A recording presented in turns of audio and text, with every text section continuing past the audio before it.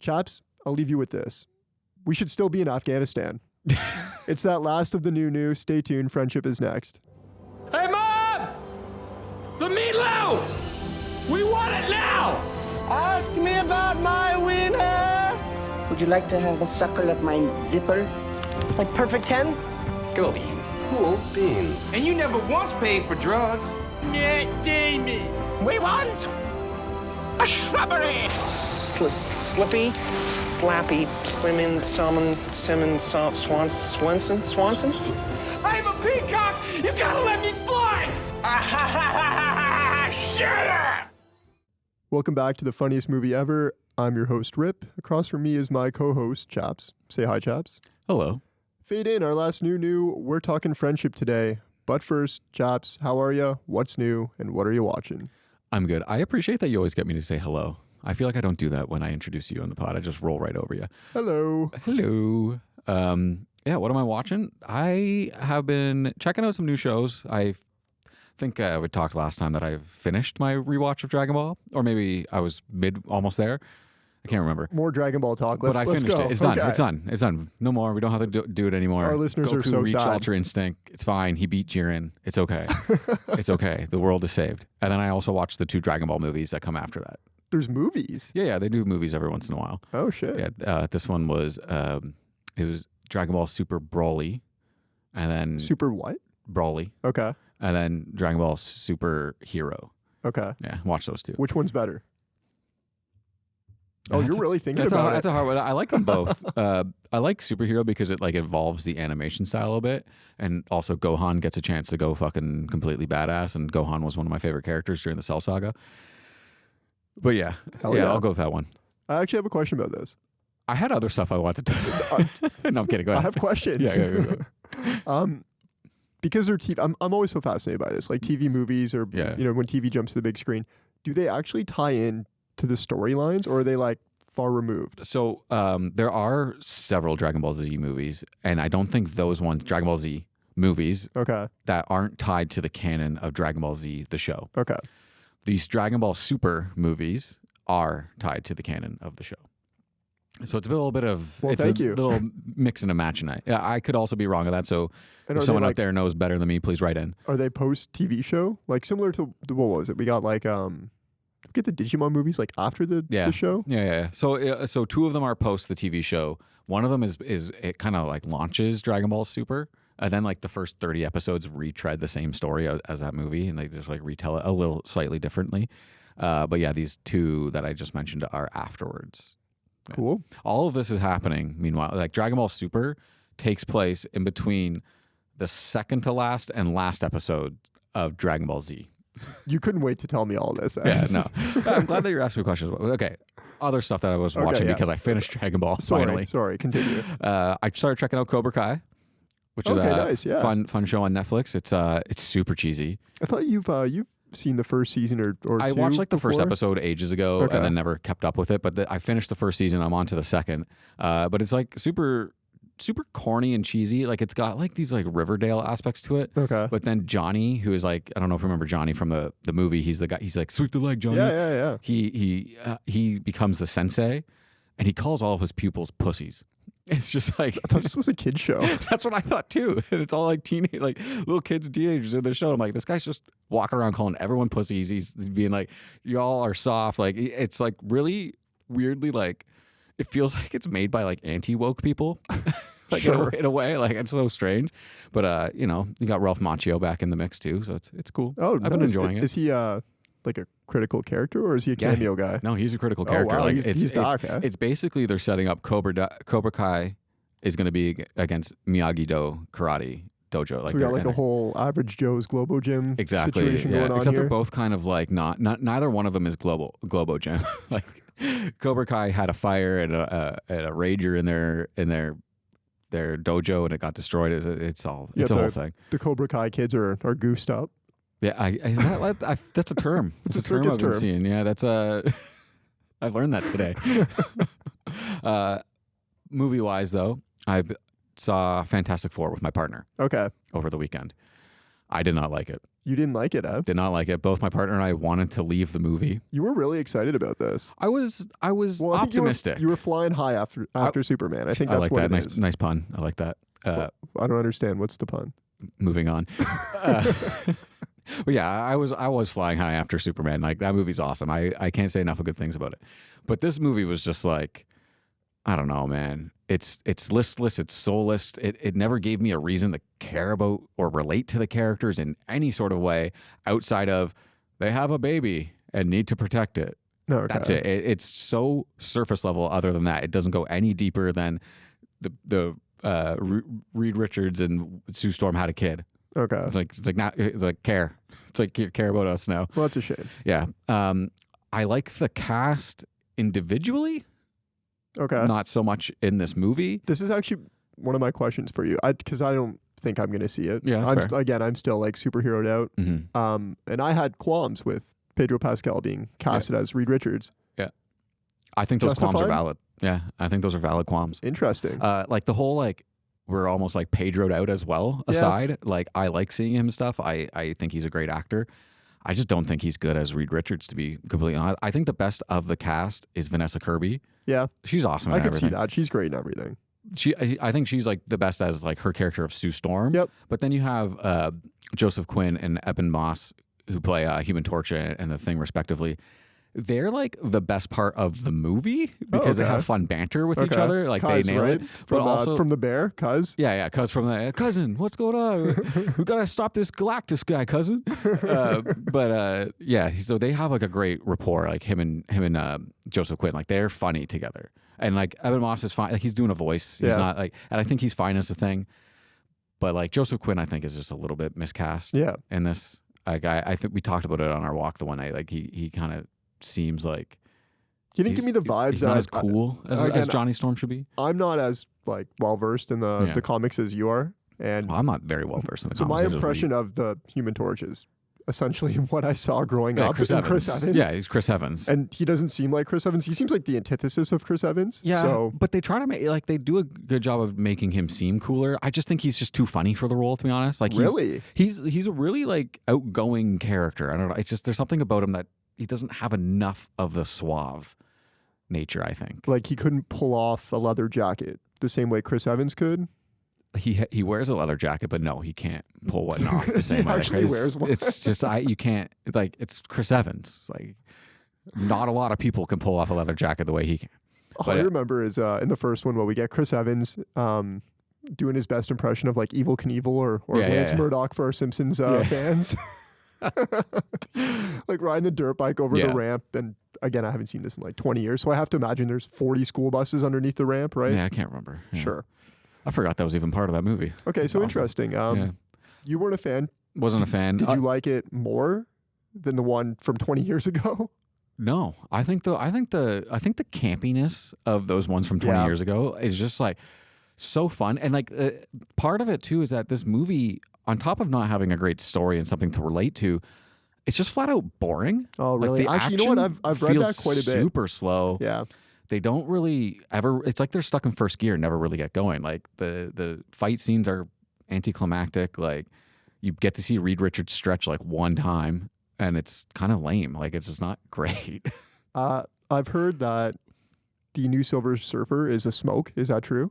Yeah, I think so. She's was that her name's like Julia Gardner or something like that. She's from Ozark. I don't know. She's great in Ozark. I think she's great as Shalabal. I think that's her name, Shalabal. Sure, or something like that. Yeah, she's like barely in the movie though. Like, so cool. Like, in the Silver Surfer one that I remember again from like 20 years ago. Yeah, it's a dude. Yeah, it's a dude. Is this like means for the woke or anti-woke mob to get pissed off, or is this like no? Those people are stupid. Okay. No, I don't know. Have we gone there? Even if this wasn't a character already founded in the comics, like Shalabal, like the girl Silver Surfer, is from the comics. This is a real thing. That's a real thing. So even if that wasn't a thing, people who say that are stupid anyways. Well, yeah, I mean, they're stupid, but I was just curious if the mob has struck. I don't know. Maybe I'm out of like the online discourse on this stuff. It's so tiring. It's all the same shit. It's like, what are we mad about, guys? Go touch grass. Like, actually, like. All right, enough about me. What have you been watching? I actually don't have much, which is why I've been kind of... Oh, you've been vamping? I've been... What? You're vamping? That's a podcasting term, right? I don't know. You got to vamp. It's like eating airtime or something like that. Eating airtime. Much like Galactus eats planets. Sure. No, it truly has been a slow week for me. My partner and I are still watching Big Brother. Nice. Still suckers for reality TV. Outside of that, I was able to sneak in one movie, Sacramento. Sacramento. Have you heard of this? I have not. 2024 release. I might have heard of it. You're just going to remind me. So it's a 2024 release. I actually remember seeing the trailer for this, incidentally, because I'm still off trailers, of course. And I remember thinking, I'd watch that. Coincidentally. Consider my interests peaked. Exactly. Coincidentally, it is also about men dealing with friendship and mental health. Oh, cool. It stars Michael Cera, Maya Erskine, Michael Angarano, and Kristen Stewart. I know like 2 of those 4 names. Which 2? I've never heard of this Michael Cera guy. I had never heard of him. Kristen Stewart, who's that? No, those are the 2. Basically, the Michaels take a road trip to Sacramento. The Michaels. They both got shit going on, taking a real toll on their mental health, but are both like kind of playing chicken with each other, not letting the other one know exactly what's going on in their life. Big indie vibes. Right. I'm sure some people like this because it did have that real indie vibe to it, and people like indies. Is this like an A24? What's that? Is this A24? It's not. Oh, okay. And it doesn't really give off that kind of indie vibe either. It gives off like film student vibes. Okay. Which, I'm a corporate shill. Go ahead so and shit on this movie. I'm not shitting. I'm a shill. I can admit it, Yeah. I Fair. like the bells and whistles. It wasn't for me. I couldn't really tell what it was supposed to be either. Like, because it's sold to me as kind of a comedy, which is why I put it on with my partner. Yeah. And then it ended up being really dark. and kind of just a flat out drama with like jokes sprinkled in, which is. Did you watch Sacramento or did you watch Friendship? Yeah. I'm confused. I also thought the characters were boring, and like I really wanted to watch it for Cera because I haven't seen him in anything in a while. Mm-hmm. Probably since Molly's Game. I know he's in the new. Fucking. Whenever I think about Cera and Molly's Game, it's just like amazing that he's playing Tobey Maguire. But he's playing Tobey Maguire, right? Yeah. And he's just such a piece of shit. But what's the new one out with him? Phoenician. Oh, the Wes Anderson movie, right? Yeah, the Phoenician Chronicles or something. Is it Wes Anderson? I thought it was. I thought it was a Wes Anderson movie. Yeah, it's Wes Anderson. Okay, Why do you doubt me so much? Because I thought it was the other guy. Paul Thomas Anderson? No, the other guy. Which other guy? No, the other I guy. don't know where I left off. Wes Anderson's not really my kind of like vibe. It's not your bag, it's not my bag. So I had no interest in seeing the Phoenician Scheme. And even then I've heard mixed reviews. Apparently like Wes Anderson's, I don't know, kind of like flatlining lately with his movies. I feel like that's just like a common thread with a lot of directors who used to be popular in the late 90s, early 2000s. They're all just like floundering a bit. You think so? It's just, I don't know. I look at like the Scorsese movies that have come out in the last couple of years and they're fucking 4 hours long and they suck. I think you always find it always comes back to Scorsese with that. And like, who's we saw Napoleon. Who's that guy? Ridley? No, Tony. Yeah, no, Tony's. You love gone, Tony. R.I.P. Tony. Yeah. But yeah, that like these. Yes, they paid their dues and they're very great filmmakers, but having a box to play in isn't a bad thing. Like giving them boundaries to work within isn't bad. Like letting them just have entire free reign, I think, is a bad idea. Yeah, I mean, it definitely wasn't Cherry. I haven't seen that one, but I've heard. Cherry. Quote from the movie Friendship. That's so Cherry. Oh, is that like, I don't know. I can't remember. Let's take a break. When we're back, we're talking Friendship. That's the Tom Holland movie. That's what I thought you were talking about. Yeah, that's what I thought you were talking about.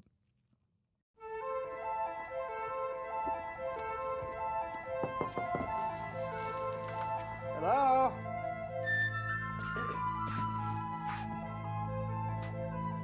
Howdy. Howdy. Honey, the new neighbor invited you over for a drink at 8 tonight. I said you'd go. You don't know my schedule. You sit there every night. Might be nice to have a pal, a bud. Hey guys, this is my neighbor Craig. He's the best. I was just spiraling. I mean, I see the way the guys look at her. I'm scared. Sheila's lucky to have a dad like you. Boy, you should know that I've got you on my mind, your secret admirer. I've been watching you. At night, I think of you. I want to be your baby. If your game is on, give me a call, boo. If your love is strong, I can see the future. It's full of pals. I'm on the edge of life, and the view is gorgeous. Look, we had a couple of really nice hangs, but I think it best that we go our separate ways. I don't wish to continue this friendship.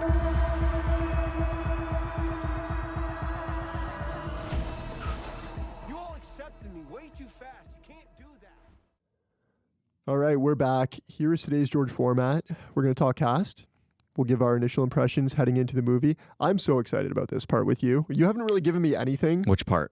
Talking the initial impressions of the movie. I know you, whenever I do the George format, I watch you. You pay no attention to what I'm doing over here. Yeah, I was looking at something else. Yeah. Then we'll dive in and dissect. We're switching things up today. I say that every time I'm hosting. No head-to-head or MVC. Instead, we're running it back with reruns. I Think You Should Leave Season 2, Episode 1. Are you ready? I'm ready. Okay. Are you? Is the real question. I'm so ready. It's Are Tim you ready Robinson to talk? Day. It's Tim Robinson Day. Are you ready to talk by yourself for an hour? No, I'm kidding. I'm kidding. You It's sure? not that bad. You sure about that? Yeah. I don't think you're allowed to do that. All right, cast. Let's start with the writer-director, Andrew DeYoung. Prior to this, he has some writing credits and a few directorial credits on TV series like Shrill and Teenage Bounty Hunters. So, needless to say, this is a big hit for Andrew. Teenage Bounty Hunters. What the fuck's that about?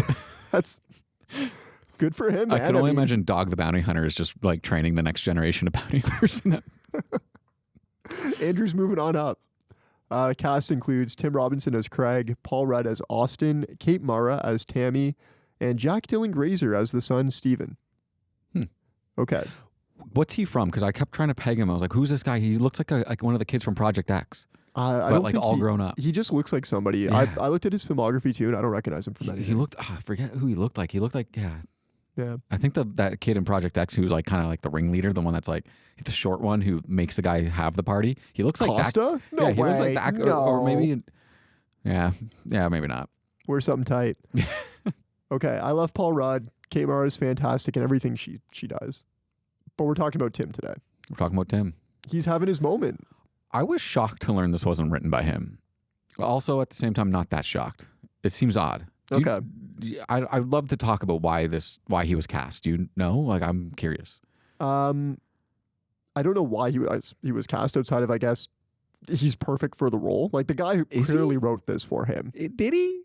I don't know. My qualm, and if you want to talk about this right now, we can dive right in. My qualm with the writing is that it's too on the nose for Tim Robinson. Mm-hmm. Yeah. My favorite thing about I Think You Should Leave is like, it's also natural. The things that are memed, the things that are quoted, like it's not done intentionally to be memed. Right. Whereas a lot of the stuff in this movie I found was written with the purpose of like it going on TikTok, it being memed into the ground, right? Yeah. Like saying things like that's so cherry, right? Yeah. No. So I kept getting the sense that like after I saw the credits come up and learned that Tim Robinson wasn't a writer on it, because I don't know, I went in thinking he was. I got the sense that like maybe there was a pass done afterwards when he was cast to like make it more in line with his style, because it just felt so like a lot of competing tones. Okay. And I was like, it just doesn't make sense for this character to be behaving the way he is at this moment, whether it's losing your shoe in the sewer or sinking in mud. It just was weird to me. I'm like, it's something about this isn't adding up. And I feel like there's a story here that I want to learn about. That's kind of what I mean, right? It's not as organic as when he does it in I Think You Should Leave. And it's because the tone has been set in that series, right? Like this is Tim Robinson.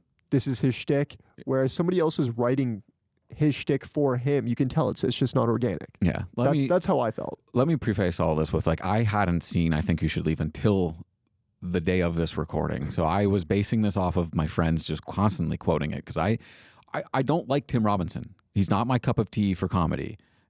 So like that, I was basing all of this information off not having seen I Think You Should Leave. Having seen that episode, I have good things to say about it. Okay, let's put a pin in all this. Yes. We'll get to this when we do some initial impressions here. Yep. Because I do want to look back on Tim's career. Okay. I think it's really cool. when actors, actresses, writers, directors, whomever get their shot at the spotlight later in life. Mm-hmm. That's neat. Like he's in his 40s, and he's just kind of like really breaking out. He's having his moment, right? Shifted from his sick skating career into comedy. Big time skateboarder. Yeah. So Tim's casted on SNL in 2012. He does one season as a cast member and then moves into the writer's room for 4 years until 2016. He leaves SNL after 2016, and we get the Detroiters in 2017. Mm-hmm. I've seen a bit of that.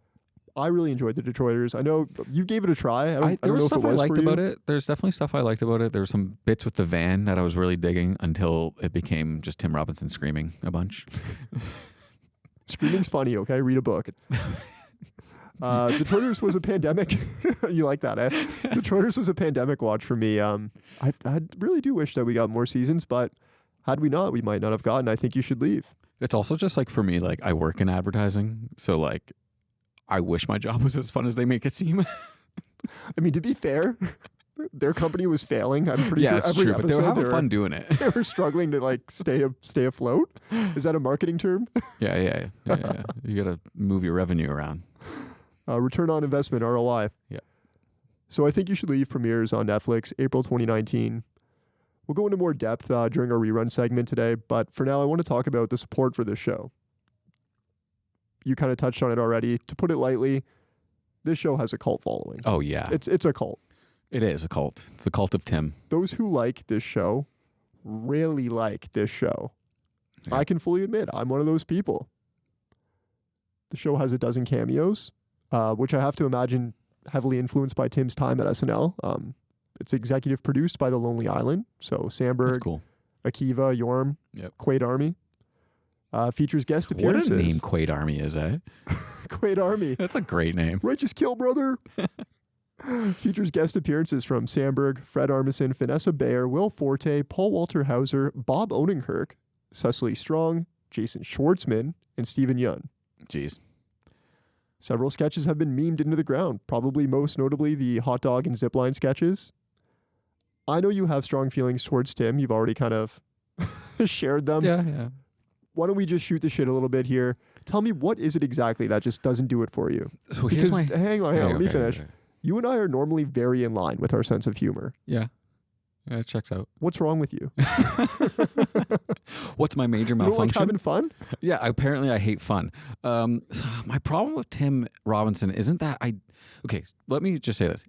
He is a smart, clever, funny writer. Okay. Like, his jokes are funny. His premises are funny. His punchlines are funny. I hate his fucking execution with a fiery passion. The fact that he can't just let a joke be a joke and he has to start this whole screaming bit in every fucking sketch, it just ruins it for me. I don't know. I just don't like it. Okay. And it's one of those things that's just hard for me to like really put into words why exactly that. It's just, I find it grating. I find it when he becomes that version of himself, he's just being the worst possible person in the world. Okay. And I hate it. I mean, that's totally fair. Again, like, that's your opinion. You're entitled to it, of course. It just feels like he's trying to make me, like, I'm the joke. Because he's yelling and I'm mad at him. It's just like, I'm like, what are you doing? You're, like, reverse psychologizing me here. Like, I hate it. I don't know. Having said that, though, I laughed at some stuff in this. And, like, I laughed at stuff in the episode. Like, he is funny. I'll give him that. Yeah. And honestly, I've been dying to know what your reaction to this movie is, because I tried to get something out of you last night. I was texting you and I said, hey, did you enjoy the movie? And you gave me a big like, no, we're not doing this here. We're doing this live. We're doing this live. Because there's not a ton of screaming in this. Like, he's stupid and he's, his typical like Tim Robinson self, but there isn't a lot of screaming. Yeah. No, my problems with this movie are not Tim Robinson. Tim Robinson is the least problematic part of this movie for me. This movie, I don't know what to make of it. Like, I was watching, I'm like, I don't understand what the point is. I don't understand his arc because he doesn't have one. Okay. It just, you think he's going to, and then the movie has another 20 minutes that it shouldn't, and it's like depressing. I had no fun watching this movie. There's a lot of zigzagging in this for sure. Yeah. You cannot follow it. Like, one moment, we're thinking we got a nice friendship. The next moment, we're in the fucking sewers. Yeah. The next moment, his wife is lost in the sewers. Like, yeah. I'm like, what is going on here? Like, what are we doing? And then at one point you think he's learned his lesson and he's coming around. He's like having the realization that character should have. And then he fucking tries to drive his van into a sick car. Like it's fucking, I don't know. There's just something about the tone and like the atmosphere that this movie creates that just left me feeling like I'm like, oh, I'm like, why did I have to watch this? Because I love Tim Robinson. That's honestly why. Fair. And you know what? This is the first movie I saw in theaters since like Return of the King on opening night. Okay. I was so sad that I missed it debut at TIFF, and I was in Sicily at the time. Yeah. I want to get the fuck out of here. Watch Friendship. I was super disappointed. So having seen it then, when you came back from your sick trip in Sicily, were you like, damn, I'm glad I went to Sicily? Or did you like this movie? Because I did really like it. This movie was never going to live up to my expectations, okay? Yeah. Like, I was so excited for this. I came in thinking, like, I'm going to laugh my ass off. I was excited to see it, with an audience, because, again, I saw it on opening night. Yep. I knew what I was getting into. And let me say, the Tim Robinson cult is even a little too much for me, because as I was sitting there with my partner, who's also a big I Think You Should Leave fan, there's moments where he would just be on screen and people would laugh. And to me, it's like, okay, let's pump the brakes a bit, guys. Like, I have an appreciation here for him and, what he does, but he doesn't do anything. He fucking looked at the screen. Like settle down. Yeah, I get that. Now, all of that said, this is like one of the funniest movies I've seen in theaters, and I don't know how long. I can't believe I heard you just say that. Like, really? That makes no sense to me. Okay. I think and I don't want to knock on your opinion because you're entitled for to sure. it. I just think that like there is a funny movie here, but it's like they shot a comedy and instead of focusing on the funny parts, they focused on all the not funny parts. Because there's like lines happening in the background that are funnier than what's happening on in like the foreground. Yeah. And I'm like, what are we doing here? Like I don't know. You've made a bunch of comparisons to Cable Guy and I Love You Man. I don't see it. Okay. So I'll hold on to those thoughts, but let's talk about these comps right now. So, with the plot of sort of loosely being known by moviegoers ahead of this movie's release, I did see a lot of comparisons to I Love You Man and The Cable Guy. Yeah. Both movies, although differing in approaches, largely rooted in this, endemic of like male loneliness, or to put it on a lighter note. And I get it. Just an inability to find friends as an adult male, right? Mm-hmm.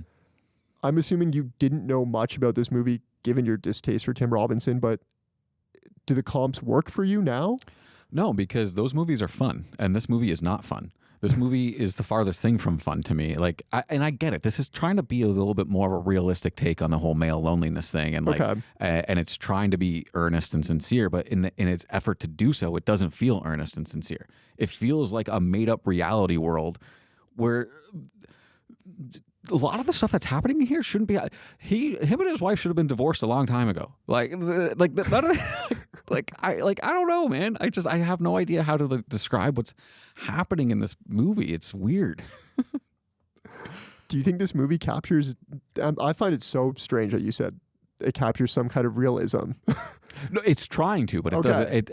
It's trying to go for a realistic approach, but it isn't realistic. That's my problem with it. It's trying to be very grounded and real, but it isn't. So stacked up against I Love You Man and Cable Guy, would you say this is like the furthest from like a practical approach to presenting, I guess, this, this difficulty in making friends? Or do you think it does a good job of, hey, I'm the outsider trying to come into a group already established, or, trying to even just make friends with my neighbors? Because he's zany, like he's doing his Tim Robinson shtick, but like I do think that it captures a lot of the like awkward, clumsy, fumbling your way through life, trying to make friends as an adult. I think it does capture that, because there is like a dark, undertone to that. Yeah, no, for sure. And it does do some of that stuff well in parts where like, he's hanging out with Paul Rudd and his gang of friends and whatnot, and like being just awkward and socially inept sometimes. It's like, that stuff makes sense. We've all been there. We've all gone through that. It's just like, I don't know. There's something about everything else about this. I don't know what it is. There's an aura with this movie that I just don't like. Okay. Let's just jump into the movie then. Opening scene here. Craig, played by Tim Robinson, is at his wife's cancer meeting. Tammy, his wife, played by Kate Mara, it's her turn to share. Yeah. She mentions she hasn't had an orgasm. A few minutes later, Tim speaks and he says he's orgasming fine. Yep. Now, Tim doesn't get a laugh here. I'm curious how you feel about this, not the orgasm, you can save those thoughts for yourself, but the joke itself, because this is something I have an issue with on a personal level. Respect Orgasms? for the yeah.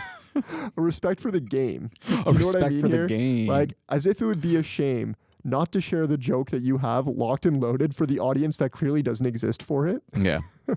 Like, do you ever find yourself in the situation where you're having an argument with your partner and she tees you up for the perfect fucking bit? And you just can't help yourself. Yeah, I do that shit all the time, but it's also like, it's something about like, hey, you forgot to unload the dishwasher. It's not, I'm surviving cancer.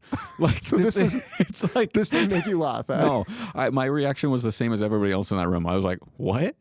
I was like, this is how we're starting this. I was also thrown off by like, the thing that did make me laugh was his reaction to when she said her ex, the firefighter, in whatever story. And he's like, he has that, he's like, oh, you're talking to your ex, eh? Like, and that would, to me, should have been the first sign that this was going to be a weird movie. And I think it was. Okay, Craig has to drop off a package at the new neighbor's house after it's wrongly delivered to his house. We meet Austin, played by Paul Rudd, who is basically a tame version of his character from Anchorman. Did you steal my notes? Because that's exactly what I wrote down. Like, it's a less like out there version of Brian Fantana. Yeah, he's playing Fantana for sure, right? The ascot and everything. Like, it's the same character. It's here we get our first look at Craig and his personality through this interaction. To me, this is the shot. This is, this is who Craig is. Mm-hmm, mm-hmm. He hands over the package to Austin and he goes, I didn't open it or anything. I know that's illegal. Yeah. And the things that come out of his mouth, like, this is clearly an awkward dude. This is what we're dealing with. Yep. Did you feel the same way? Oh, yeah. I mean, see, Tim Robinson has a great ability to make people just feel uncomfortable, like, with the way he delivers lines and just the things he says. Like, I think he captures that, like, awkwardness perfectly. He's good at it. Yeah. And again, the scene that follows this right after, he's just carrying a full cup of coffee. This joke got a little chuckle out of me, and I liked it. He's like, full mug coming through. Like, I mean, at this point, like, he's just a little different. Like, he seems like a perfectly rational person. 100%. Which is why I guess the ending is so batshit crazy, right? Because you don't get that impression of this guy yet. No. At this point, are you giving him a chance? If he wants to hang out with you, and you've seen him walk down the hallway with a full cup of coffee. Yeah. You get to the boardroom and he looks over at you and he goes, hey chaps, you want to see the new Marvel movie? It's supposed to be nuts. See the Marvel? It's supposed to be nuts. I mean, if I worked with him, I might say yeah. Yeah. I also I fucking love his winter jacket. Oh my God. I'm like, do I look like, because I had to ask you, like, I have a big puffy North Face. I'm like, this is what I look like, right? Yeah. We just need we need to get you a large pop and you're set. Okay. So Austin invites Craig over for a drink at 8 p.m. and his wife agrees on his behalf, which honestly, if someone did that for me, I'd be upset. This is actually so funny, and it's also all too relatable. Yeah. Because he says, you don't know what my schedule is. You don't know what I'm doing. You don't know what I have planned. And even if it's to do nothing, I planned that. Like, I didn't not plan to do nothing. Like, I know you chaps. Like, you have Frisbee on Tuesdays. Yeah. Outside of that, like, you're probably not doing much. By design. Like, that's on purpose. Let's cover some funny here. We have some little quotes and gags. Yeah. We already touched on it. There's a new Marvel we should go see. It's supposed to be nuts. Yeah, I like prior to this, they're trying to sell their house. Yeah. And potential buyers come out and he's like, you didn't steal anything, did you? I like that one. Like, to be fair, yeah, as much as I didn't like the movie at large, there's some funny lines in it. It's got some funny, good writing and good quotes and stuff. To me, the funniest parts of the movie are everything, again, that the writer isn't trying to make a meme. Yeah. Like, that is funny, because I can see myself saying something like that to people trying to buy my house. And obviously, because I said that, they're not going to buy the house. And you're going to think about it later and you're like, fuck, was that weird? Fuck, I shouldn't have said that. Yeah. How about you kiss each other on the lips? Yeah, that was an odd thing. Like, I laughed. I was like, yeah, like, what the fuck? But the whole Marvel thing really did get me. It's actually nuts. There's a new Marvel. It's driving people crazy. Oh, man. Okay, we're at Austin's. This is our inciting incident. We see how cool Austin is. We learn a bit more about our main characters here. We learn Paul Rudd is a weatherman. Yep. Austin, he's a weatherman. We learn from Craig that he works at a Universal Digital Innovations company trying to make apps more habit-forming. Yeah, because what they more he's like, no, we like to call it habit forming instead of addiction or something. Yeah, like instead that. of addiction. Yeah. There's a really funny throwaway line here where Austin says, "I got a product that you might like," and Craig responds, "Is it a porno mag?" It's like, fuck, man. Just random. Like it's just like it's random for the sake of it, right? Yeah, really. It's not a porno mag, by the way. It's a 400,000-year-old hand axe. Honestly, this is pretty cool. Like this would get me. Paul Rudd, the history buff. I'm in.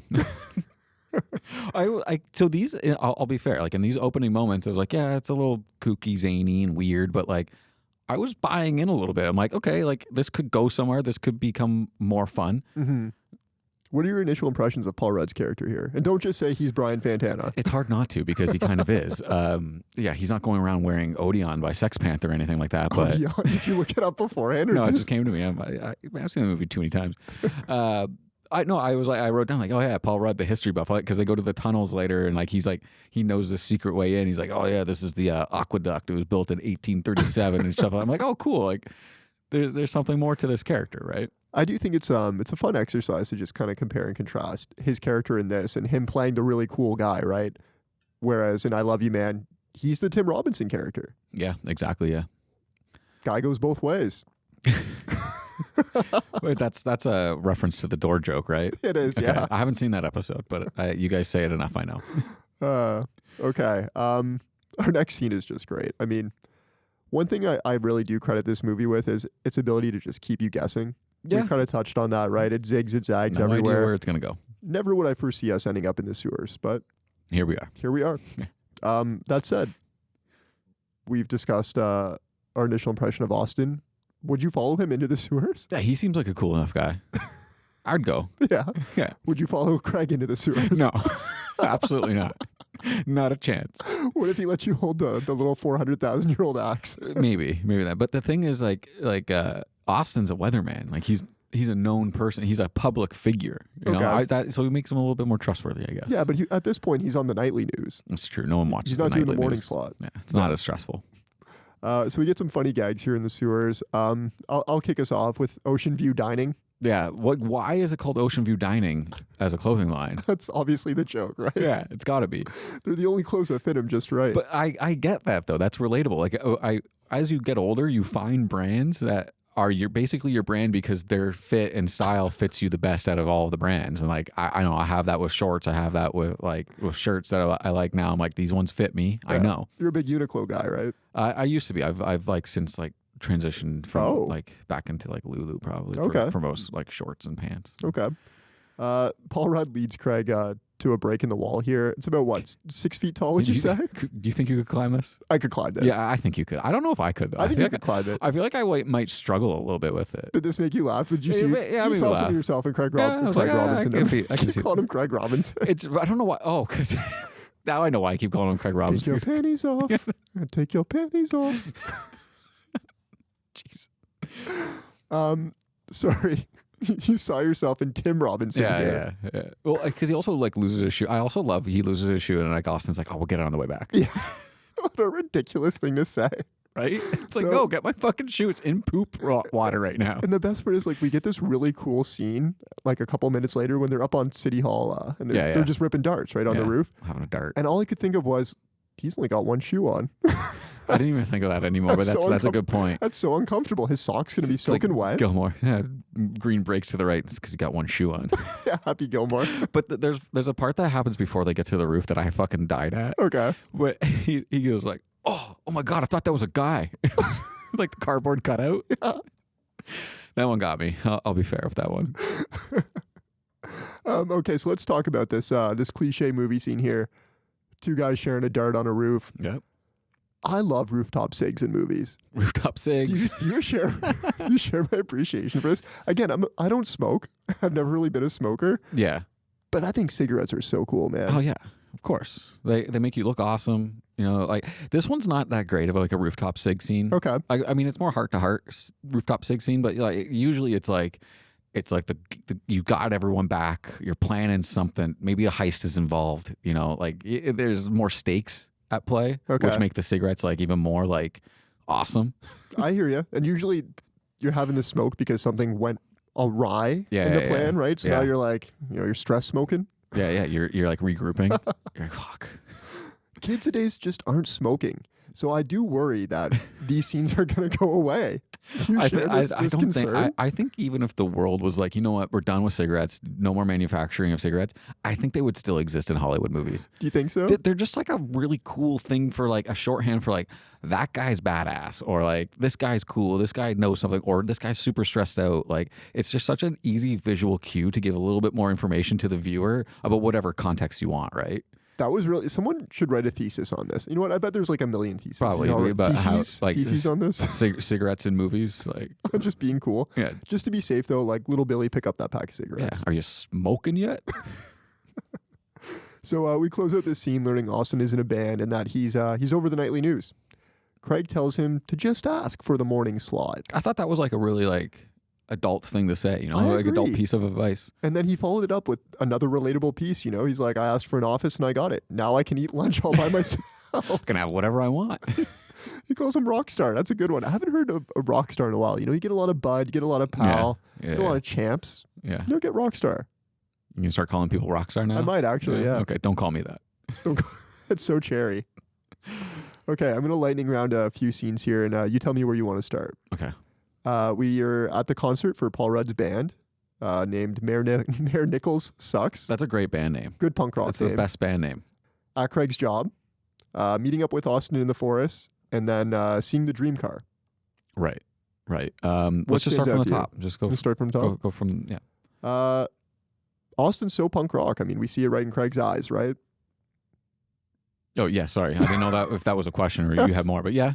Craig is like fantasizing about how cool this guy is. This is the movie here, right? Like this is the shot where you only need to see this. Like this could be like the trailer shot. And you're like, oh, okay, I know what it's about. Like he's gonna kill that fucking guy. He loves him. He's gonna wear his skin. Yeah. Like, is this the part where also he starts to like have that vision? Yeah. Of like, or does that come a little later? Tell me the vision. It's like civilization's collapsing and like he's a fucking Big Bang Theory. Yeah. Shit, man. I don't know. Yeah, sure. Yeah, right. That's in here somewhere. I really like their conversation about like what color drums he should get. Yeah, like that makes sense. And he goes with green. Yeah, that's a cool color. It is very cool color. 70s vibe. I love it. So let's move on here to Craig's job. So basically, he's running point, I guess. Yeah, you could say so. Yeah, completely bails to answer the phone call. Goes and meets up with Austin in the forest. They're looking for mushrooms. Yeah. This is so stupid. Oh, yeah. You should be very careful when looking for mushrooms. Death caps can be anywhere. But like, fuck, does he make it look cool, right? He called it death. Yeah, I want to go. Those are very poisonous mushrooms, and you should be very careful which ones you eat. Now, we mentioned the coat, because the coat sticks out here like a sore thumb. Oh, yeah. Is this the part where you said, oh, fuck, that's me, isn't it? No, I think I had that when he was in the tunnel. I think that's where I wrote that one, was like, fuck. The coat? Yeah, it is. It's back where he's in the tunnel. And the extra large pop that he's just slurping away on. Yeah, it's great. It's fantastic. So he's sinking into the puddle here. This didn't do it for you, eh? No, because like, if he would have just sank into the puddle and not screamed, because what does he say? He's like, "Oh my god, I can't believe this!" Like, and he just does his Tim Robinson scream voice. He and loses his phone. Yeah, it's like it could have been funny. Then I just lost. I don't know. It lost me really quick. We get Ocean View Dining gag again. Yeah, guess Ocean View Dining's getting more of my money. I actually wrote at this part. I was like, "Am I just dumb? Like, is this one of those movies like where people are going to tell me like you don't get it, man? Like you just don't get it." Have you read any? This a joke of a movie and the joke's on me? No, like have you actually read reviews on this though? No, because like people get really deep about it. I guess, hey, again, art is up for interpretation, right? The whole, issue of male loneliness and making friends and how hard it is. Like people go deep on this. Yeah, for sure. And that is a real thing. So after the forest, I should mention, Paul Rudd is so cool. He doesn't have a phone, which isn't true, right? He like lied to him. He lied to him about that. Yeah, which is like, it's funny because they should have like explored a little bit more of that, of where like Paul Rudd's almost trying to act too cool to make Tim or Craig, whatever fuck his name is, to be his friend, right? Like he realizes that he's holding all the power in this friendship for sure, and he's definitely playing it up a bit, right? The whole no phone thing, sure. Yeah. So Austin shows Craig his dream car. Right. I don't know cars, but I thought it was cool. I forget what one it is. It's like the the Corvette or It's something. the yellow one. Yeah, the yellow. Can I get the yellow one? So this is an important plot point because it comes back later on. Austin says basically that he got the morning slot, and if he does end up buying the car, Craig gets shotgun, right? Yeah, First dibs on a ride. First ride. Okay. Let's move on. Let's talk about the group hang. Yep. Okay. Group hang. Craig is on his way to hanging out with Austin and his buddies. I know you've seen I Love You Man a dozen times. There's a very memorable scene in that where Paul Rudd meets Jon Favreau's friends for poker night. Yeah. It ends with Paul Rudd projectile vomiting all over Favreau. So good. Needless to say, not a successful night for Paul Rudd, right? Yeah. Kind of gets his redemption here on the other side of it. Now, knowing this scene in I Love You Man and seeing that we're about to get another group hang, Yeah. did you expect things to go better, worse? Did you anticipate a similar vibe? Like, hit me with your thoughts here. Yeah, I think like they set it up in that fashion, like right off the top of him walking into the door. Which honestly, I'm never gonna not laugh at someone walking into a glass door. It's always so funny. It's always funny. The fact that it breaks after he goes inside is even funnier. Like it's a really good way to set the tone. And like he plays it off, right? I forget what he says, but he says a line, and He everyone says, like, so how did you all meet? yeah, exactly, Which is good. Yeah, it's great. Like because anyone can run into a glass door. That could happen to anybody. Like it's just we're all a few seconds away from running into a glass door. It's fine. But yeah, then they get into this like share circle. And that's where you're like, oh yeah, this movie's about male loneliness. The problem with that is like it veers so far fucking off that path that like you don't even like resolve any of that shit. And then there's some boxing. Yeah, it's like sock 'em boppers, but no, like it's they're boxing. Not, yeah, they're real boxing Yeah, gloves. so yeah. I've done this before with buddies, but like in high school. Yeah. When like boxing was fun. Like Yeah. you're like fucking with your buddies and you're like, here, put the gloves on. Like, and honestly, I think like Paul Rudd was being a little bit of a baby. You like, think so? After taking that, sure, it was a sucker punch, but like he gave him a couple few good jabs yeah, to exactly. the face. Yeah, that's what I mean. Like Paul Rudd, like I think like Craig's like, oh, I'm like, this is just for funsies. Kind of had And it then coming. Paul Rudd's like socks him twice, like pretty hard. It's like, hey, you're being a bit of a dick. I thought so I too. feel like you're picking on him a little bit. You're gonna get messed with. Like you're gonna get punched back. And I think that being the thing that ruins the group hang was odd because I think that's so easy for guys to get over. I think had he not put the bar of soap in his mouth, maybe, Yeah, I think that's where it really, really got weird. Yeah, that was disgusting, and I was just like, I was over it. I was like, this is gross. I'll Weird. read you exactly what he said if you promise not to make a clip of it and put it on Instagram and YouTube. No, you go ahead. You go ahead. I'm a bad boy. Yeah. What did I do? He's just like eating the soap. He doubles down and he fucking eats it. Yeah. Honestly, after witnessing this, I would go home too. I would also leave. What's the one guy say to him? Hey man, nice job, you fucking cock. It's a tough look. Would you rather eat the bar of soap or projectile vomit on the host? Projectile vomit on the host. Yeah. I'm not eating no soap. I'm not a bad boy. At this point in the movie, I wrote down, I think this movie is going to give me depression. Oh no. Okay, it's the next day. At this point, we're uncertain where this friendship is heading, but we know it's not good. Yeah. Craig's trying Austin, but he's getting voicemail. So Craig goes to his work. We see That's here- unhinged. What's that? That's unhinged. It is unhinged. Yeah. But he had a meeting in the building. Yeah, sure he did. With his habit forming apps. It's here that you kind of wish Craig was like a little more self-aware because it's very evident that Paul Rudd is the Craig now of the newscast, right? Right, yeah. We get our first look at him on the morning show, and he's clearly at the bottom of the totem pole here. Mm-hmm. Unfortunately, he doesn't pick up on that at all. Right, yep. We get one of my favorite bits here in the movie, too. It's just such a random gag. Let's talk about Rick's bar. Rick's bar, yeah. SEAL Team 6 lunch. I thought that was funny. it's the Did it meal do they it for ate after getting him. Was it after or before? I can't remember. That's what the guys ate after they killed Yeah, Osama. that's after. It's 22,000 calories, 4 racks of ribs, mac and cheese, and a Caesar salad. It honestly sounds like a fun time to like get your buddies together to try and finish it. But then you see Rick's bar, and Rick's bar looks kind of depressing. Yeah, I wouldn't want to eat food at Rick's bar. No.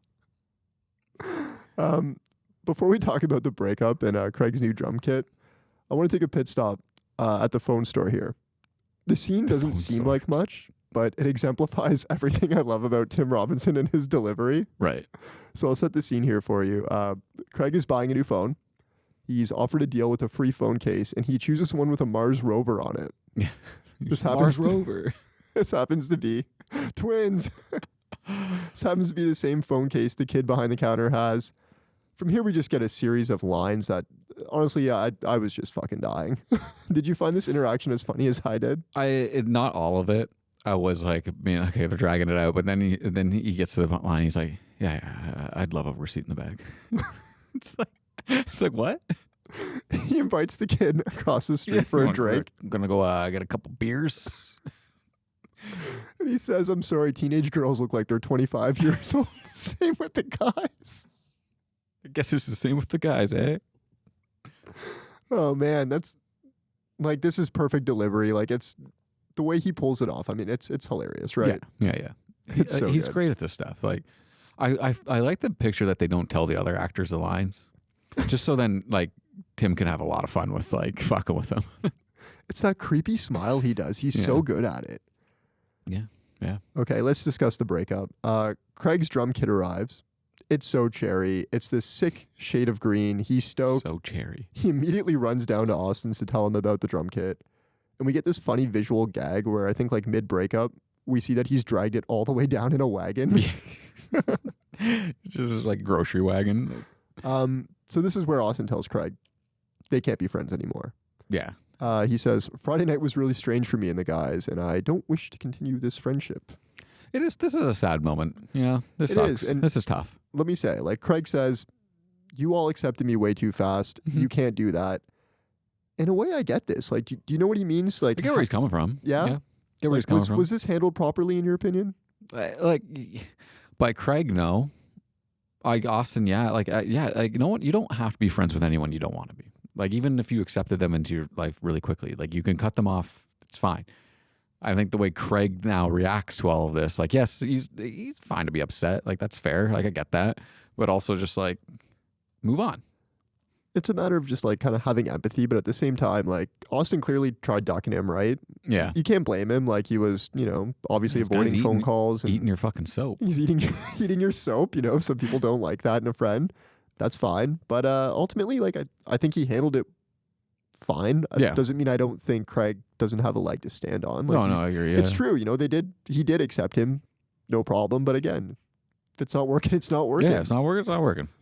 Naturally, knowing Craig at this point, he does exactly what we expect him to do. He essentially does his best impression of Austin and tries to find his own Craig. So first he tries to do this with his son, Stevie. He takes him into the forest to pick mushrooms. Yeah, and then they're just eating strange mushrooms off the ground. That doesn't work. So he tries to replace Austin with the guys at work, but that obviously tanks. Yep. Yeah. Boys' night. Can my wife come? They all laugh. It's like, no, you can't laugh. You don't know her. You don't know his wife. Yeah. What did you think of his efforts, though? There's some funny here that we can definitely touch on. But first, I kind of want to pick your brain on finding a new crew. Right. Personally, I think this is different than being invited into a group like he was with Austin's friends or Paul Rudd being invited to Jon Favreau's house. This one requires you to make the effort, right? To go meet new people or hang out with your son. But if you don't have a son, that doesn't work. Have you found yourself in this position at all as an adult? The one thing that can be relatable though to it is like when you're trying to enter like a clique at work kind of thing. Like when you work at a smaller place and there's already formed relationships, like that kind of like entering that kind of stuff is super hard. Like it's already like you're behind on all the inside jokes. You don't know all the stuff. Like, so yeah, I get it. Like it's a very difficult thing to do. Yeah, for sure. And I mean, your example of work is relatable to me, not for work, but I experienced it with grad school, for example. Right. Because I decided to do grad school and a lot of my friends went home after undergrad. Yep. I made an effort to kind of mingle with my cohort, but man, honestly, they made it hard. And that's not me trying to like be like Shooter McGavin over here, like I'm hot shit. Yeah. But for example, one of the guys made a summer softball team, and like instead of calling it something fun, like big balls or like catch my balls or balls. 3 balls, that's a strike. He called the team the Patriarchy Smashers, which like cool. Yeah, smash that patriarchy, but like it's not my first choice for a softball team. Yeah, I don't know. To me that screams a guy trying to be so progressive so he can get chicks. Nope. You know? No, I can tell you, I haven't known that guy, and he's just nope. Okay. But it was tough, man, and I joined the team still, and And did you guys smash the Patriarchy? We lost every single game, like 1,000,000-0. It'd be sick if there was another team called the Patriarchy. They just like the one like, won everything. Want to bet? Yeah. Fuck you. But I get it, man. It's hard. It's tough. Yeah. So let's actually talk the funny of these scenes, because him out in the forest with his son is hilarious. Him trying to replace Austin with the guys at work. The garage scene. Yeah, the garage scene's the one to talk about. Let's jump in. The way he fucking kicks him out, it's awesome. Fellas, beer's at my house this Friday. Things might get a little rowdy. Smash cut. We're sitting in the garage. Yeah, they make him play his drums. I forget what the impetus is for them to get kicked out, because that was the fun. Marvel spoilers. Yeah, the Marvel spoilers. Just no, all right, you're leaving. Craig pulls out this little dinky sword from Europe, 1700s. Yeah. Imagine you're a knight and you're staring out at an enemy army coming at you. You got this. Like, that's a fucking mail opener, bro. What do they say? That's not a sword. That's a sword for babies. Yeah. Just such an innocent chirp. They start talking about Marvel, and he says this is a Marvel spoiler garage. Yeah, Marvel spoiler-free garage. People keep trying to spoil it, and he's fucking serious. Like, he likes to go in fresh, you know? Mm-hmm. There's some more, like, harmless chirps here. Are those your wife's drums? So they ask him to play, and he finally starts to play. It's so bad. Like, honestly, at first, I thought he was going to go off on like a sick drum fill, because it kind of like started out like sounding like drums, and then it just fell apart right away. And then you can clearly see he's just doing what we all do when we air drum. Yeah. Well, I was like, whoa, damn, like maybe Tim Robinson knows how to play drums, and he forgot. He's like, oh shit, I'm supposed to not know how to play drums. So it's like the South Park guys. Midway through, he like fucked it up. Yeah, I think it's Trey Parker, who's like, yeah, I'm actually like a professional singer, so it's like really hard to sing out of key when you know how to sing in key. Yeah, I can imagine that being hard. Oh my god. Okay, let's return another package to Austin's house here. Let's talk about the gun. Oh right, yeah, the gun. This had me on the edge of my seat, man. I'm not gonna lie. Like, it just all escalated so fast. 1 second, Craig's wandering around Austin's empty house. He's doing dishes. The next, we learn Bianca's home and he has to take a work call. Yeah, and he's also like stealing this gun, this golden gun. Why does Austin? There's so many. This movie drops like little tidbits of things that it never resolves, and I hate that about a movie. Is it gold? It's a gold gun. It's like if a character has a gold gun, you have to give me the story about the gold gun. Like, who just has a gold gun? I don't know, man. Did the scene work for you though? Like, were you feeling antsy, or were you just like, why does he have the gun the whole time? I was like, why does he have the gun? Why did he keep the gun? They live in the States. Everybody has a gun in their house. But I'm not asking why Austin had the gun. I'm asking why Craig stole the gun. Like, put the gun back and then realize he had it because he had to join the Microsoft Teams call. Oh yeah, true. Yeah, I don't know. It's just weird to me. It's like, yeah, I get what they're going for. This guy's like, it's almost like we're watching his slow descent into madness kind of thing, right? Like, I don't know. It's just like, if it's not working for me though. It's not working for you. Another thing I wanted to bring up that I was like, on that topic of not resolving stuff, is his nose randomly bleeds a couple times throughout the movie. I think it's just like an anxious trigger, no? To me, I was like, oh, he's just gonna like drop dead at some point, right? He's got a brain aneurysm. Yeah, that's what I mean. Movie. Like, I feel like I felt like that was gonna be like the twist at the end. It was like, oh, he wasn't caring for his wife and he wasn't doing this, and then he ends up just dying because he never like took care of himself too. Like, I thought that's kind of where we were headed. Boy, was I wrong. Okay, well, let's put a pin in that ending, and then we'll compare it with our actual ending when we come back. Let's take a break here. Then we'll come back and revisit the sewers. Yeah, I'm in. Hi, I'm Don. Hi, I'm Jerry. And I'm Tone. And this is All My Guys, the most sincere and wholesome podcast where we only talk about the important stuff. Do you think looking at penis gives you gonorrhea? It could, if it's bad enough. The hard topics, the topics that you may want to hear about, and the topics that you'd love to hear about. I'm like, sure, you can touch me only if I got BK in a movie.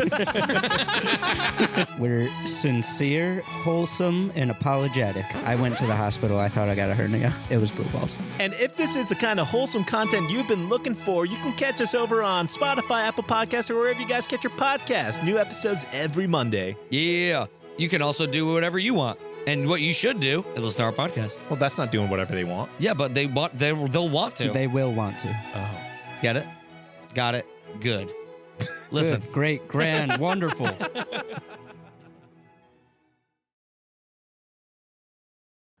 And we're back. Okay, before we head into the sewers again, I'll set the scene for you. So Craig clearly hasn't told Tammy that him and Austin are no longer bros. Right. So he says Bianca has diarrhea and that their housewarming is canceled. Do you want to mention what Tammy offers to do? Tammy offers to make her some chicken broth, and Craig just goes, I wouldn't do that. That'd just rip right through her. So instead of taking the L on the night, Craig decides this is the perfect excuse to drag his wife into the sewers. This is a complete disaster. Craig yells at Tammy to go ahead and he'll catch up. But we learned that isn't the case. He fucking loses her down there. Which is like, yeah, that's fucked. Well, no, just tell me what's running through your head here, because I remember watching this in theaters and thinking, no way this is where the movie is heading. No way is it a major plot point that his wife is lost in the sewers. Yeah, we get a fucking Gone Girl fucking in this. It's like, what's happening with this movie? Like, he just wants to have a... It's multiple days, too. Yeah, it's a long time that she's lost. Like, it's wild. Like, yeah, I think I was just... At this point, I'm like, fucking anything can happen. Like, I don't know. Like, this movie is all over the map. Craig has clearly hit his tipping point. We've seen him face down, like crying on the floor.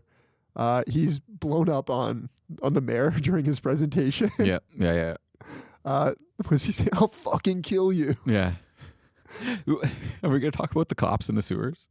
Yeah, do you want to? Let's talk about the cops in the sewers real quick.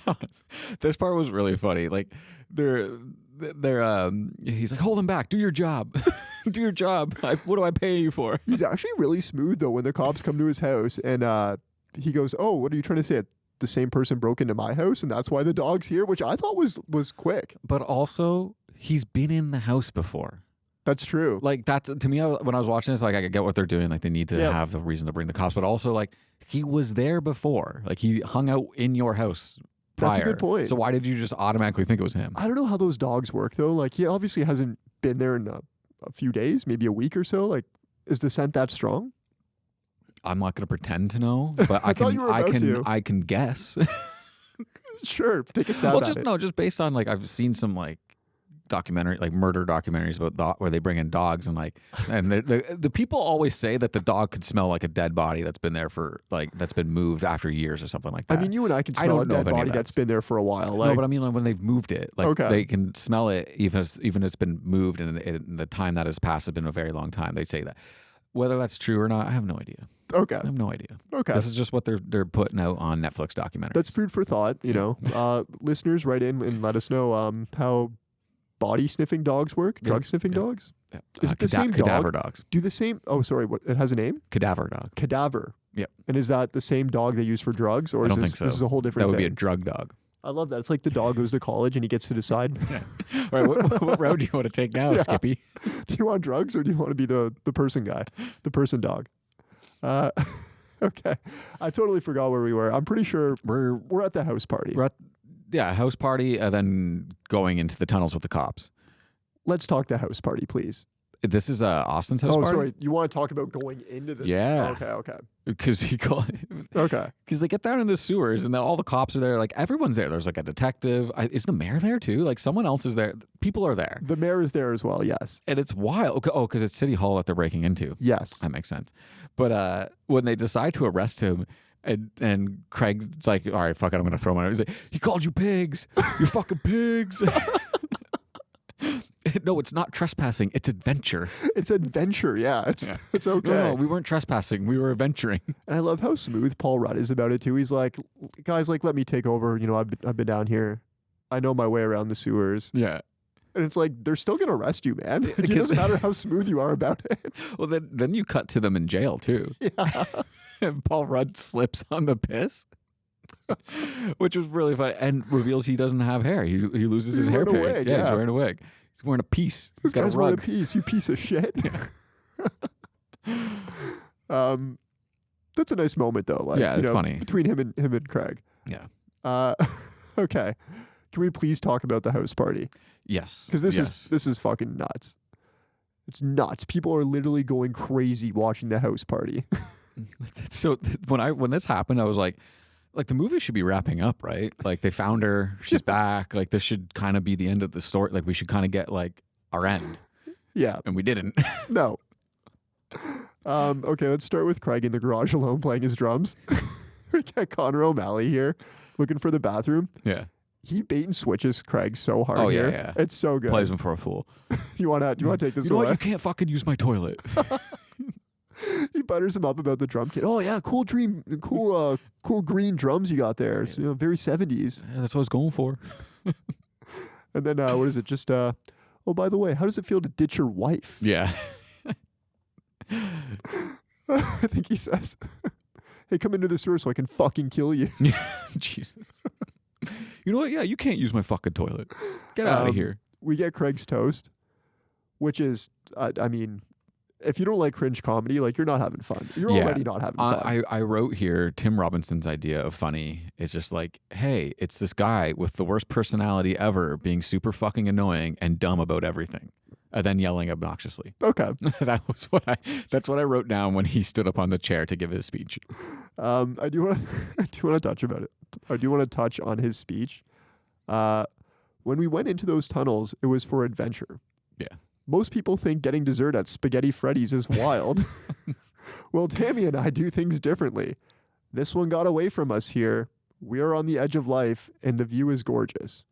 Pretty good toast. Yeah. Yeah. Yeah. I mean, sure, your wife did get lost in the sewers for a while, and you're making it all about you, but that's fine. I mean, it's like a politician's speech here. He's weaving in and out of truth, but at the same time, he gets out without mentioning the sewers. Then this kicks off kind of a series of toasts. Mm-hmm. We get Tammy's ex toasting. Fucking the ex, the firefighter. Handsome dude. And his is just way more elegant and impressive. Oh yeah, and it's about Tammy being back and that everyone's happy she was found. That's the problem with Tim Robinson's character, Craig. He's just like, he's a lonely man, but it's because he's a piece of shit. He's a narcissist. Yeah. Like that's why you're lonely. Like it's not anyone else's problem but your own. What did you think about him starting the parade? Yeah, we're gonna do a parade. I forgot about that. He's doing the trumpet noises. Nobody follows him, but also nobody reacts to him doing it either. The best part is the guy from Connor earlier. O'Malley, okay. You go for it. You started the app with it. I'll leave you guys with this. We should still be in Afghanistan. I don't know why we pulled out. See, that's where I wrote, like, it's almost like they shot the non-funny parts of the movie. Because, like, I would have loved to have the camera on him when he's saying that and just, like, delivering that with a straight face and just being, yep. And everyone's just like, fuck. I think that's why it's funny, though. And that's a bit of the charm is, Tim Robinson kind of pulls your attention this way, but what's happening, if you're not paying attention is just as funny. Yeah. Yep. So needless to say, this marriage is toast, right? Oh, it has to be. It should have been a long time ago. Before we dive into my favorite part of the movie, let's do a quick recap here. There's so much movie left, and it should be ending. Craig is officially spiraling. He's day drinking at Rick's bar. He's made a reservation for him and Tammy under the last name Fudge. Yeah. So if you show up, you have to say, "We're the Fudges." Yeah. Tammy tells Craig they're over. She's moving into Devin's pool house. This leads us back to the phone store. We get another scene here with T-Boy. Let's talk about T-Boy and his toad. What am I going to feed him? It's $100 a lick. I wrote that down too. That's genuinely funny. What am I supposed to feed him? The Buffalo River toad. Next thing you know, he's tripping right in the back of the store. I didn't think he was going to just go into the closet and do it there. This guy you realize he got rinsed, right? Like, this is not a real toad that makes you have a trip. He fucking took a nap in the back of the store while Buddy went and got lunch. Do you think so? Do you think that's what it is? I think that's what it is. I don't think this was a trip at all. Like, I think that's like the bit is that he got. Who has a fucking toad that is T-Boy? Okay. Okay, T-Boy, 18-year-old can't buy a beer. Guy's got all these drugs though. You're gonna have such an incredible journey, he says to him. It's the Red Bull thing. No, it's what he's like handing him. He's like getting the frog ready to get let Craig lick him. He's like, "Don't pop him. You look like you're gonna pop him." Yeah. Like, to me, this is like some really funny shit. Like, I was lying. This is the best like 10 minutes in the movie. I was laughing. easily. I was laughing a lot here. He says, he's like, big lick. Ooh, fuck, that was too big. He spooks him about it. Yeah. He's like, oh shit, was I not supposed to do that big of a lick? Yeah. There's a throwaway line here though that gets me. I don't know why more than that. And it's when T-Boy says he's going to go get a Red Bull. Yeah. And Tim Robinson goes, I actually did a little bit of work for Red Bull. They were so mean to me. Again, that's just him making everything about himself. But the trip part that happens at Subway. Yes. How much money do you think Subway gave them to just do this ad within their movie? I kind of hope they didn't give them any money at all, that this was literally just written as. They have to get some sort of agreement with them to be able to do that, I think. You think so? I think so. I think so. But like, this is like just straight up like, hey, Paul Rudd and Tim Robinson are going to do a Subway ad. Yeah. That's it. That's all it is. Black Forest ham, Italian herb and cheese, foot-long usual toppings, cookie on the side. Toast it this time, though. Toast, yeah, let's toast be it this crazy. time. Let's toast it. This is essentially my order. Yeah, I Italian herbs and cheese. Yeah, yeah. I usually go the melt. Yeah, I'm a big melt guy too. Yeah. There's one guy in our group of friends, and he does flatbread, which I think is just fucking insane. Yeah, it's just like, what are you doing? Do you not like fun? I don't know. So welcome back, Craig. His trip felt like a minute. What does T-Boy say though? He's like, "Oh man, did it feel like a year?" He's like, "No, I fucking ordered a sandwich at Subway. That frog ripped me off." Okay, we've reached our end here. Let's talk about the final blow up. We're under the impression here that Craig and Tammy might patch things up. He buys Tammy the van. Him and Tammy are flirting a bit. They're going to watch a new Marvel movie. Things are looking up, but that's not the direction we're heading in, is it, Chaps? No, it's not. And why would you have a character arc in this movie? Why? It's not necessary. People don't need to experience growth. So instead, he gets in the van and it's on. Yeah. Heavy metal's blasting. He fucking burns out racing down the street. Austin's car is in sight. And then, wouldn't you know it, he hits the very speed bump that he brags about having put in. He hops the fence in Austin's yard, walks into the house, and cracks a beer. Yeah. Sorry, he cracks 2 beers. He's double fisting, right? Yeah. Double fisting right away. Oh. And we see Austin has his boys over again. Let's go. Kick us off. What did you think of this final scene here? He's like waving the gun around eventually. He's like, it's weird. I don't know. I didn't think he was ever gonna like actually harm anybody.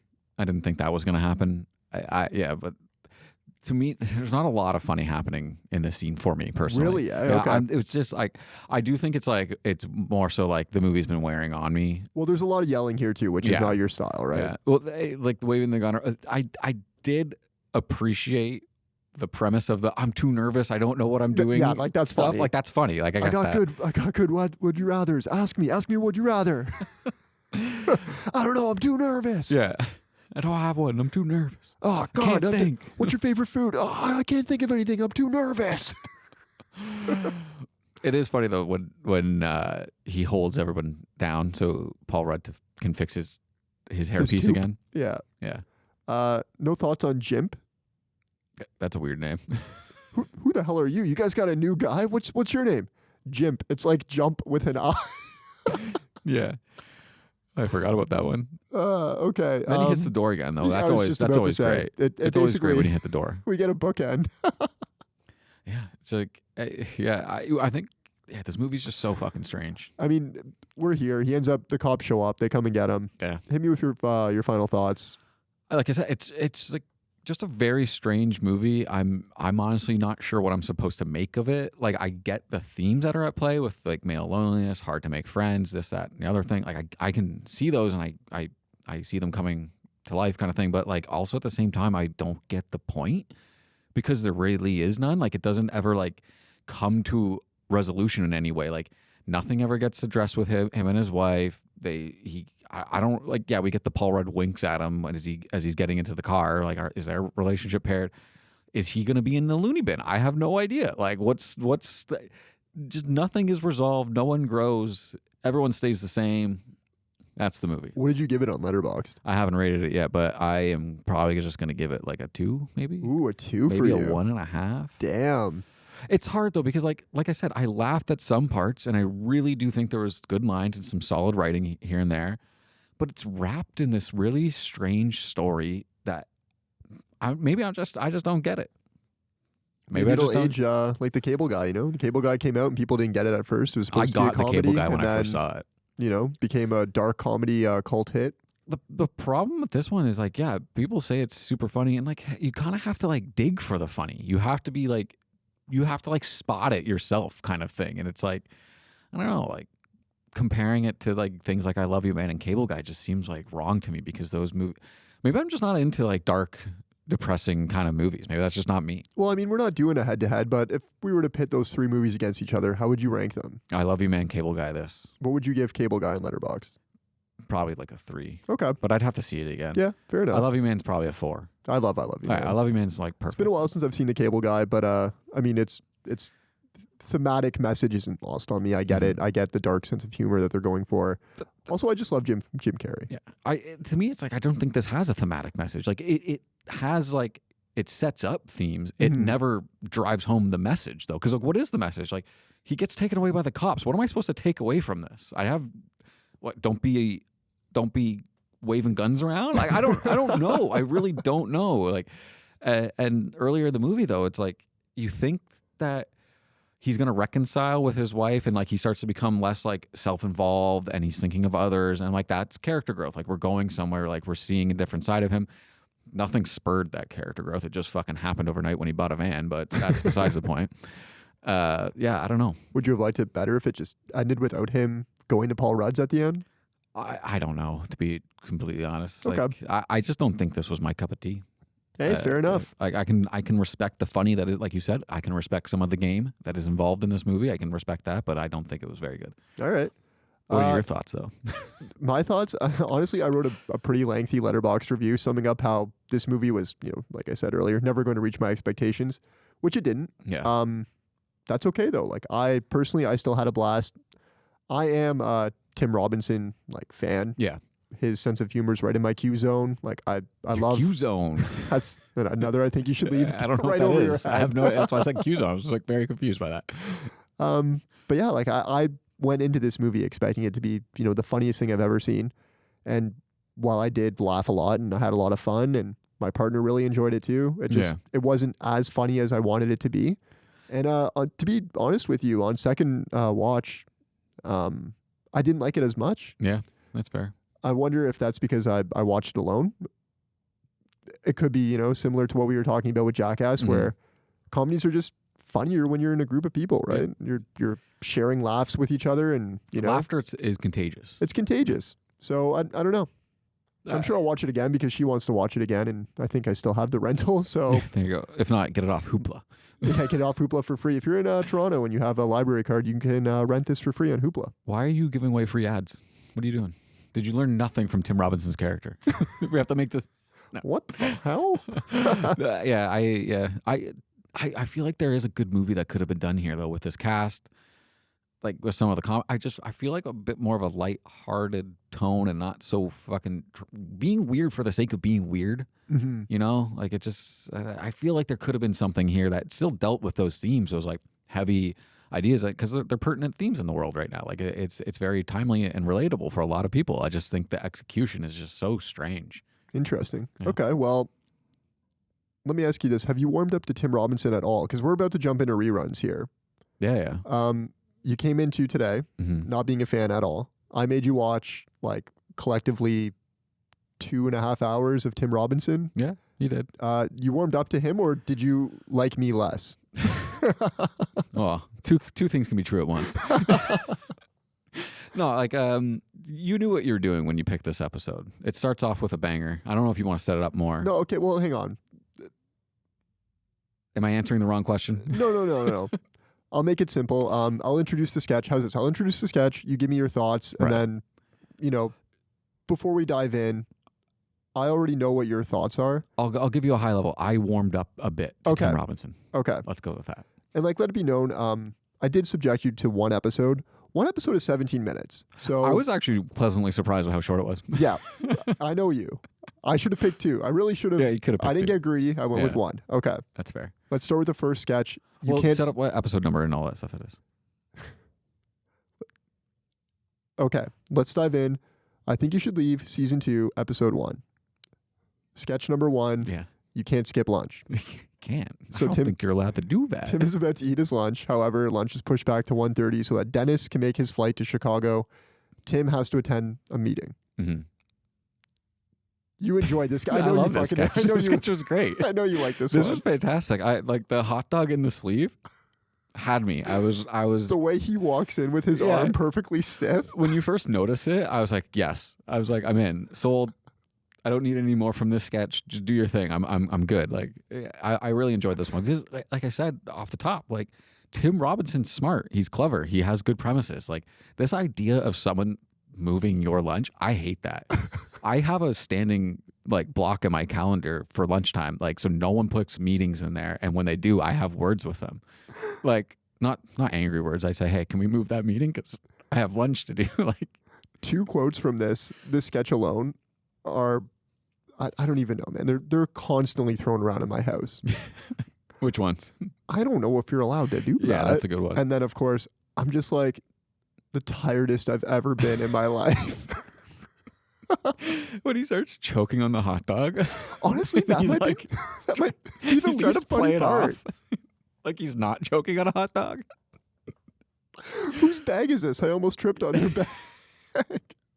It's good. It's a really good bit. I liked it a lot. Okay. And honestly, I just like, I as soon as I saw the scene, I was like, you fucking knew exactly what you're doing, Rip. You picked the hot dog scene. You know how much I love hot dogs. For context, in case you missed the one episode, you admitted that you have a hot dog on a hoverboard tattoo. Yeah. I knew what I was doing. Yeah, you did. Okay. Sketch number 2. This is personally my favorite sketch in the episode, and honestly, probably in my top 5 favorite sketches of all time by him. Yep. Yeah. Corncob TV. Corncob TV. Tim stars in an infomercial for Corncob TV, urging viewers to call Spectrum. We get clips for Corncob TV's hit show. Do you want to tell us what the hit show is? Coffin Flop. Okay, so I'll give you. I want to have a couple questions. Is Corncob TV like a recurring bit for them? Do they do other like shows on the channel like throughout seasons? No. I think they should do that. Okay. Yeah, Coffin Flop, man. Like for me, I died right away. Like, yes, it's hilarious watching bodies fall out of coffins.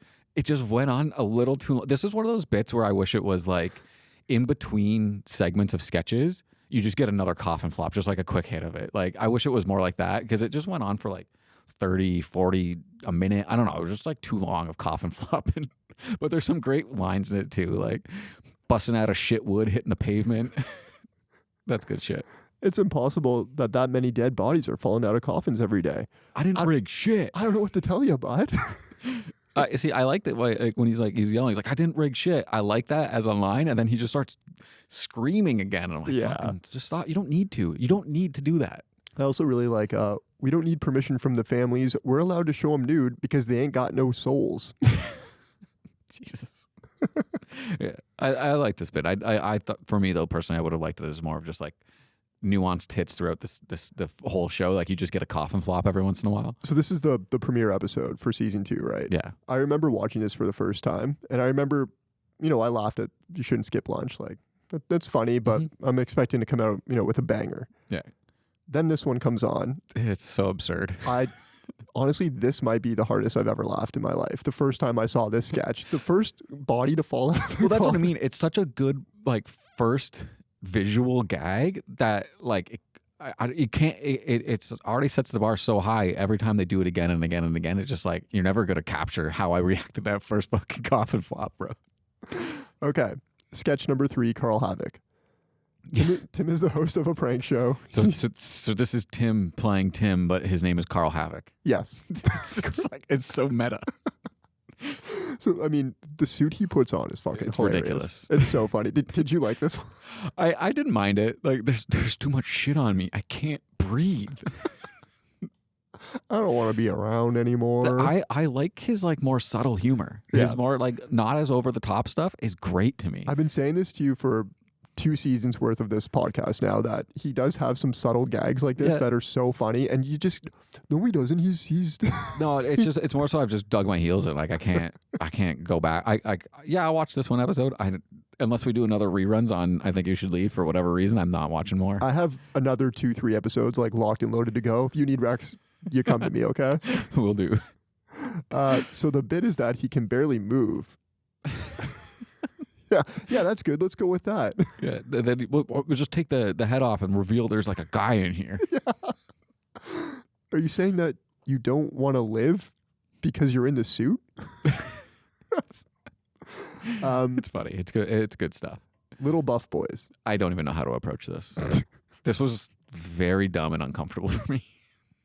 I think this is one where written, it's a lot funnier than maybe like presented, because the idea that you're pulling up the boss of like a corporate event to come and judge little boys and which one's the most jacked. It's all hilarious. They're all goosed up. It's an old circus term, you know? Yeah. To me, I was like, I'm the people in the audience scratching their heads at like, what the fuck is happening here? There's some good quotes though. Like, look at this brick shit little, look at this little brick shit house. What do they call the one kid, like Bobby the Troll or something like that? Troll Boy, yeah. Troll Boy. Because the guy you can't pick him. And then he asked Troll Boy, you know why I can't be you, right, Troll Boy? Why can't it be him? He's like, yeah, you know, because it's Troll Boy. Okay, the last one, Ghost Tour. Ghost Tour. So Tim is a big load of cum then. Tim's at a haunted house tour. He's informed it's the adults only tour, so you can say whatever you want. This is a funny bit. This is great. Just the way he's like, you can swear, you say whatever you want. And he just goes, jizz. Like, that's the first thing. Like cum shot? Or horse cock? Oh my God. Any of these fuckers ever just fucking, come out of the walls and take a shit? Any of these little fuckers pop out of the fucking wall and say, fuck, there's a horse cock in my room or a donkey dick?